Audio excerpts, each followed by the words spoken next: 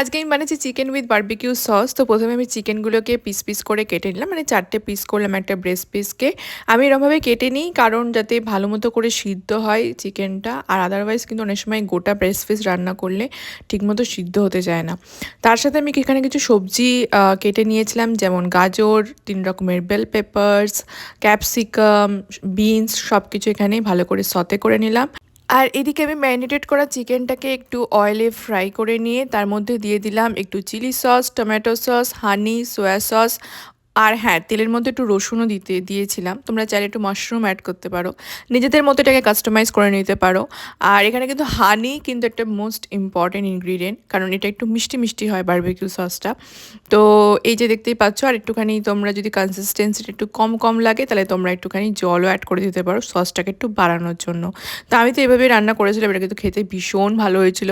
but হ্যাঁ, এটাই main ব্যাপার যে